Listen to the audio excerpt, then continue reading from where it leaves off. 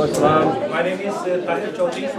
I am one of the directors of the board member, North London Islamic Center. On behalf of our President, Mazhar Siddiqui, I welcome everyone to this career, mashallah. We are happy to see all young kids. So I'm going to say a few words about this program for the youth. So as everyone knows, our brain has two parts, right brain and left brain. Do you know that stories create a communication bridge to connect the left and right sides of the brain? Do you know the oldest surviving tale is Gilgamesh, relating to the deeds of a famous Sumerian king from Egypt? Because stories are an interactive art of using words and actions to reveal the elements and images of a story while encouraging the listener's imagination. Our speaker today is Rizwan Rashid. He is a storyteller, a dreamer, and avid supporter of the theme Escape Mediocrity and Achieve Excellence. Rizwan, after MBA, started his career with Bank of America with his experience of over 20 plus years in the financial world and learning from top industry leaders. He has led teams to penetrate new markets, launch new products, acquire new brands in several different countries. MashaAllah. He believes in that with clear perspective, unrelenting persistence, and positive mindset, everyone can lead and achieve. Rizwan has a passion to coach, train, and share his struggle to help change the world, but one person at a time. Rizwan wanted to start a conversation on social media and its impact on our lives. He shared with me that most of our teens hold more information than Wikipedia and looking to get more input from you. He's looking to open the discussion on endless possibilities with this new phenomenon and how to avoid the pitfalls. Without further ado, please join me in welcoming Rizwan Rashid.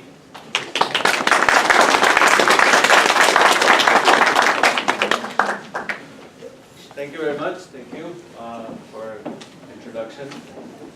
Social media is such a concept that on last weekend of September, to celebrate the end of summer, we wanted to do a barbecue in our backyard.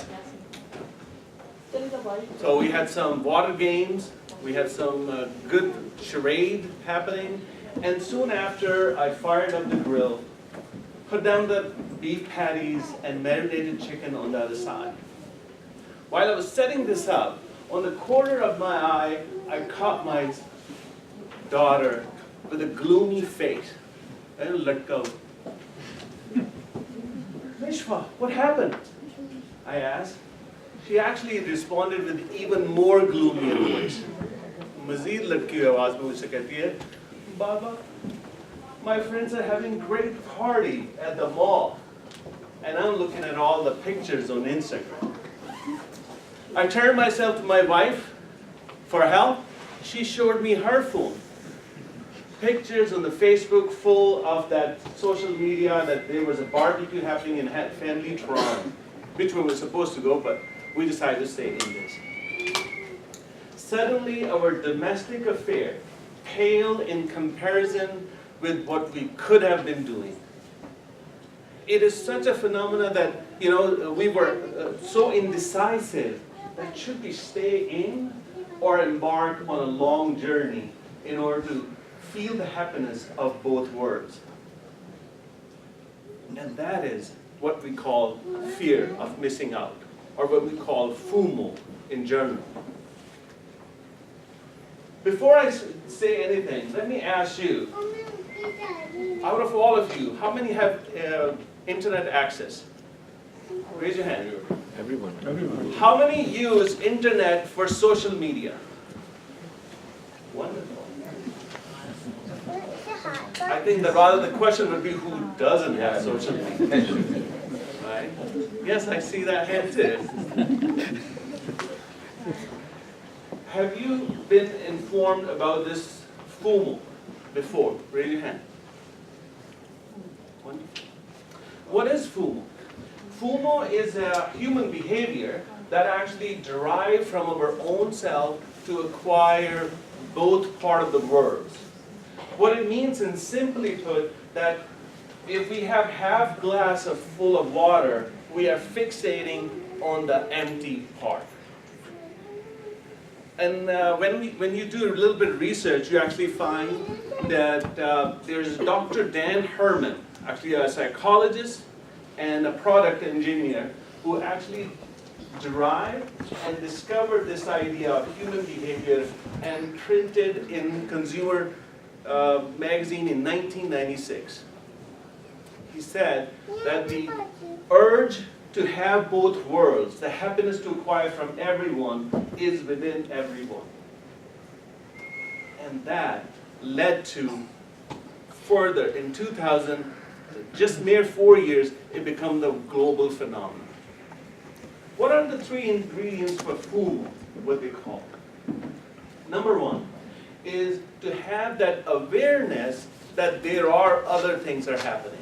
For example, if you're sitting right now, you may be checking your apples or berries and checking there are some friends who might be at the mall, maybe at another party, maybe not at the beach, but maybe in Cuba.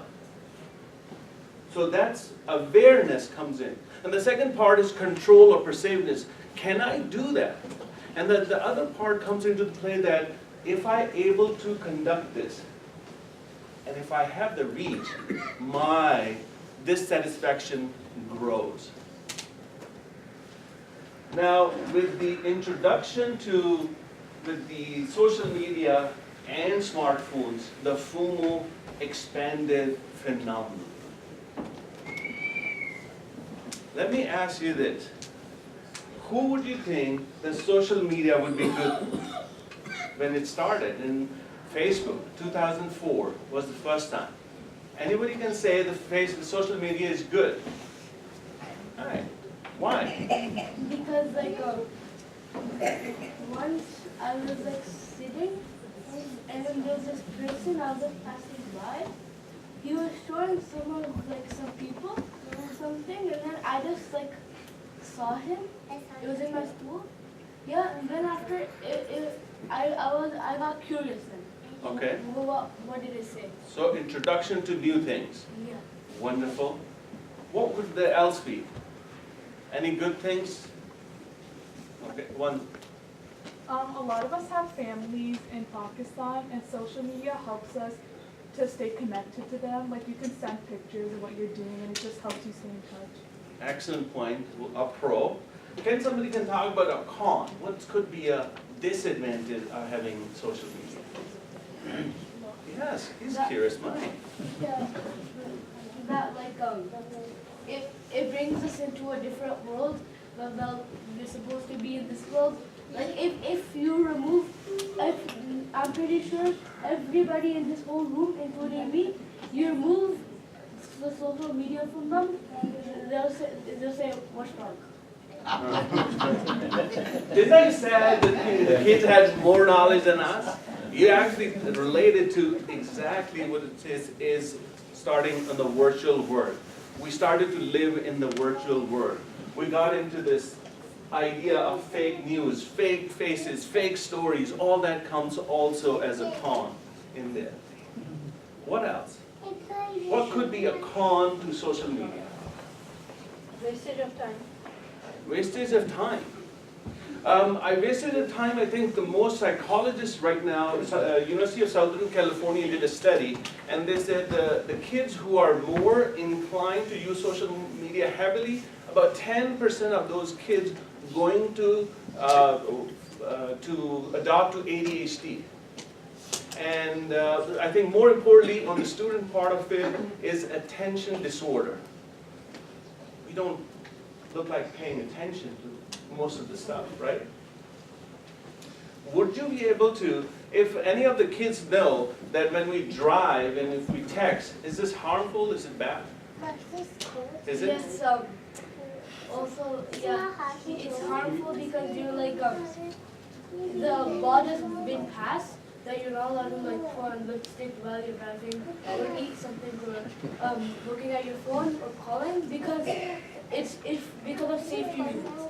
Because like if you're looking at your phone and then after you look on pretend you're on a habit, you're looking on your phone, Yeah. you get a message or something, Yeah. or you're looking at a video. You drive. You What can go? could have an accident. Accident, bodily harm, physical damage, or you can harm someone else. What if you are sitting in the class, road on your path to become a better person, road on the path to develop yourself, and you're checking your messages? Is that not attention to disorder? Doesn't have the teacher have to give you tickets for that? Yes? Yes. They don't have to give you tickets. They don't? Can they? They can, but that's illegal.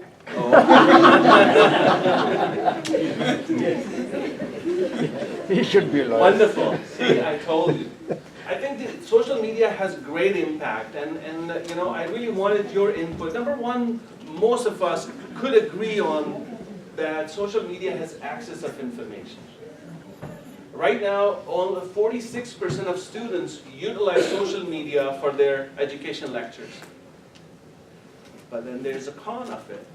Most of the teachers telling that the students are not paying enough attention in classes. Employers are having difficult time to keeping their employees off their phone. Employees getting fired from the jobs because they put something wrong on the social media. So it is working on two-way street. What else could be? What else could be? I wanted an input from you because I wanted your input on that. Thank you. I got a lot of information from you. Salah. Salah, you have a lot to say about social media. You are for or against social media? I feel like the benefits outweigh the drawbacks. Okay, Because the world is becoming more technologically advanced every day. correct. And the future is going to be a virtual world. It's predicted throughout many stories and many technologists as we've had a great leap from even the 1990s to now, in just 20 years, or I guess 30 years. So with this, we become more globally aware, and our world, we are able to get instant information. And we can find out what's happening on the other side of the world in mere seconds. Mm-hmm. And we become more aware of different issues. Like we know that now global warming is a huge problem. Yeah. Beforehand, we couldn't know. And with the rise of internet, now more people are becoming more globally aware, which is better for the environment and people. That's right, and wonderful, good point that awareness come into the play. So same thing in that part. In North America, I would say, you know, the king of the music was Elvis Presley. But it is no way close in comparison with the song right now we have seen is Despacito. It's actually 6 billion views right now. Why? Because of social media. I'm not doing this. How many people in the world, if somebody kids can tell, how many people in the world? About 7 billion people. According to the survey, 57% of people have the access to internet. How much that can be? Shabazz bhai, you are good in math. 57% of 7.2 billion. You know, one thing I'm going to contradict here. Yes. Once they say 57, it's not possible that 57% of the people have access to internet. Because merely just for the logistics, where people live around the world, it's not possible. How do they count is how many people have access, and sometimes the same people have access in multiple ways. So if one person has 4 SIMs, or is linked to other media by 5, 6 phones or something, you're going to call it 5 times. Okay. Otherwise, I don't know if you know, there are still people in the world, more than a few billion, who never said hello on a phone. Correct. There's still Yeah. so many, so it's not, I'm gonna say Let's one, say 57 billion. I'm just gonna add one thing.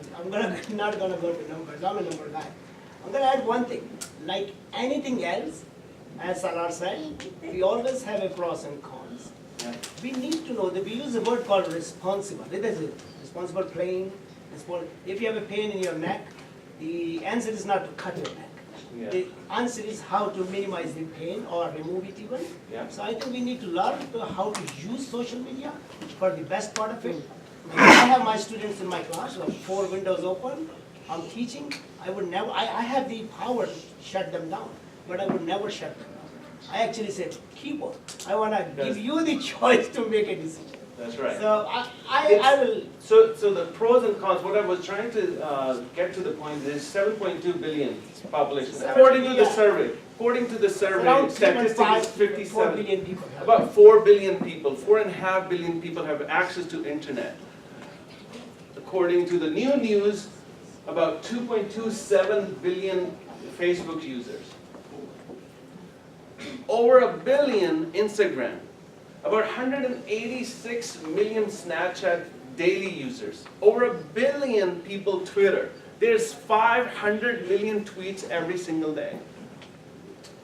What it means, that the 4 billion people who have it, they are actively using it. So I totally agree, this is part of the world we are. We gotta know it. I'm gonna use the same example that when a man discovered the fire, they let it burn for years. They couldn't control. They were burning themselves in it. And now we know how to use the fire. However, the step of the word is that right now we don't know how to use the fire currently.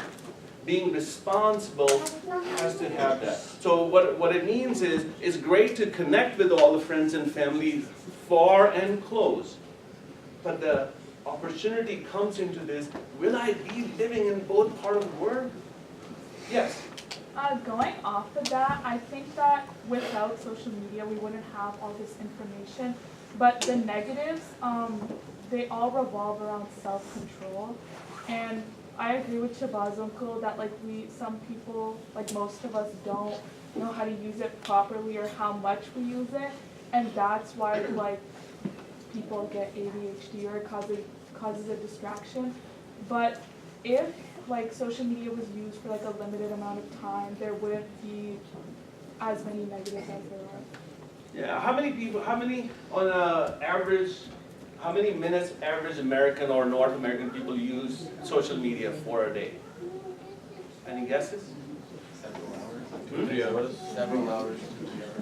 No, that's a lot, but no. About 45 minutes. About 45 minutes on an average, North American use. Average, across the world. In North America, every 7 minutes we check our phones. And I'm sure teen is probably half a second or so. Right? So, yes, so it's actually a two-way sword that we have to understand what are the pros and what are the cons. And I'm really looking for more pros because there's more pros. Access of information is huge to me.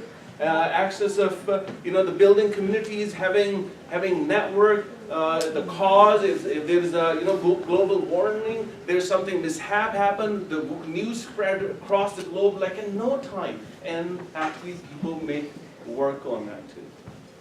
What would be other things that you think would be the best using social media? Yes? Source of income. Source of income. Very interesting. There's YouTube, there's 1.5 billion YouTube users. And they're the biggest YouTubers who make how much money? Huh? I think $232 million a year. Absolutely. So instead of that, we have to focus on the pros, but there's cons to it. For example, if I want to be a YouTuber, I can spend a whole lot of time in it, but I'm not 100% committed to it. So the time lost, never going to be achieved. Unless I'm committed, I'm going to make through it. And that's the pro in it. The con, attention deficit, is huge. Do you feel like peer pressuring, bullying could be a con? When I continuously see pictures of other people at different places. I mean, we see all us taking pictures of our food, breakfast, lunch, dinner. We want to be at different places. I want to be in Cuba. I want to be in Dominican Republic. I want to be in Paris. I want to eat that food or that food. The food in front of me may not be no taste. Why? Because of this active. So there are pros and there are cons. The idea is to bringing it out and understanding it is so true. So today was only an information session. I didn't think everybody was ready. So what I really want to suggest or talk about it, that in next meeting, next family get together in a month, I would like to have few of you, the youngsters, the teens, come up with the pros and cons, and we're going to have a debate. We're going to have 3 to 4 people debating, because you will be able to teach and tell other people. Do your research on one point only, and you will be able to debate between 2 of your groups, and whoever wins will actually leave with a trophy and a lot of prizes. Yes? What if everyone just picks one team? What team you would like to be? The winning team. Pros, of course. Pros. Will there be any team who will go cons? We have cons. Cons, see? They are cons. What would you say about cons? What I would say? Yeah, what's bad about social media if you were to say? It causes like live human interaction between people. Wow, see? Kids know. I mean, kids are great in texting and Snapchatting and Instagram, but may not be able to be lack of communication in person, right? That's huge. I mean, we see this all the time. In fact, universities are conducting courses in order to bring the kids to live conversation. And the debate next month will be part of that exercise for you guys. Good?